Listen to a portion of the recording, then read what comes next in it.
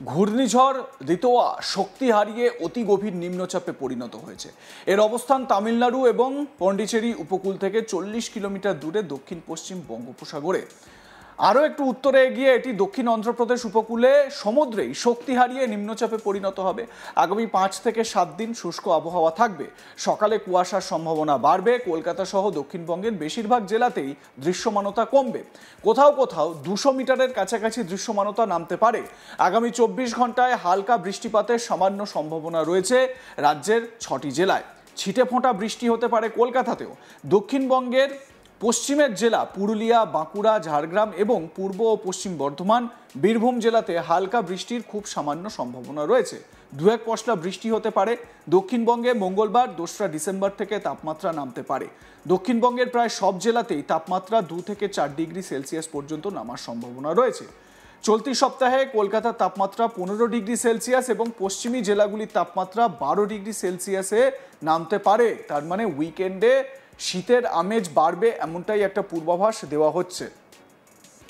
উত্তরবঙ্গে মঙ্গলবার থেকে তাপমাত্রা নামতে পারে। সকালে হালকা কুয়াশা, পরে পরিষ্কার আকাশের সম্ভাবনা। পরবর্তী 3-4 দিনে 2 থেকে 3 ডিগ্রি সেলসিয়াস তাপমাত্রা নামতে পারে। পূর্বাভাস আলিপুর আবহাওয়া দপ্তরের তরফ থেকে দেওয়া হচ্ছে। এবং আপনাদের জানিয়ে রাখি যে এই সপ্তাহে চলতি সপ্তাহেই তাপমাত্রা অনেকটা নেমে যেতে পারে। 15 ডিগ্রি সেলসিয়াস তাপমাত্রা নেমে যেতে পারে কলকাতায়। তার মানে বেশ ঠান্ডা অনুভূত হবে, কারণ অলরেডি কলকাতায় কিন্তু 17 ডিগ্রি টেম্পারেচার আমরা দেখে নিয়েছি। এবারে যখনই 16 ডিগ্রি বা 17 ডিগ্রি টেম্পারেচার হয়ে গিয়েছে এবং সেই জায়গায় দাঁড়িয়ে যদি 15 ডিগ্রি টেম্পারেচার হয়ে যায়, তাহলে ঠান্ডাটা আরও কনকনে উপভোগ হবে, সে কথা বলার অপেক্ষা রাখে না। অন্যদিকে উত্তরবঙ্গের ক্ষেত্রে স্পেসিফিকভাবে বলা হচ্ছে যে তাপমাত্রা আগামীকাল থেকেই, মানে আগামী 24 ঘন্টার মধ্যে থেকেই কিন্তু কমা শুরু করবে। পশ্চিমের যে জেলাগুলো রয়েছে, যেমন ধরুন পুরুলিয়া, বাঁকুড়া, যেরকম ঝাড়গ্রাম, এই জেলাগুলোতে কিন্তু বলা হচ্ছে যে 12 ডিগ্রি পর্যন্ত টেম্পারেচার নেমে যাবে। অর্থাৎ পশ্চিমের জেলাগুলোয়, মানে এই দক্ষিণবঙ্গের এই জেলাগুলো, পশ্চিমের জেলাগুলোয় যে ঠান্ডা, কনকনে ঠান্ডা লক্ষ্য করা যায়, সেই কনকনে ঠান্ডার একটা আমেজ এই সপ্তাহেই কিন্তু পাওয়া যেতে পারে, এমনটাই পূর্বাভাস দেওয়া হচ্ছে। অন্যদিকে ঘূর্ণিঝড়ের একটা আশঙ্কা ছিল। ঘূর্ণিঝড় দিতোয়া শক্তি হারিয়ে অতি গভীর নিম্নচাপে পরিণত হয়েছে। এর অবস্থান তামিলনাড়ু এবং পন্ডিচেরি উপকূল থেকে 40 কিলোমিটার দূরে দক্ষিণ পশ্চিম বঙ্গোপসাগরে রয়েছে। আরও একটু উত্তরে এগিয়ে এটি দক্ষিণ অন্ধ্রপ্রদেশ উপকূলে সমুদ্রেই শক্তি হারিয়ে নিম্নচাপে পরিণত হবে। আগামী 5 থেকে 7 দিন শুষ্ক আবহাওয়া থাকবে।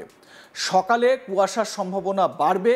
কলকাতা সহ দক্ষিণবঙ্গের বেশিরভাগ জেলাতেই দৃশ্যমানতা কমবে। কোথাও কোথাও 200 মিটারের কাছাকাছি দৃশ্যমানতা নামতে পারে।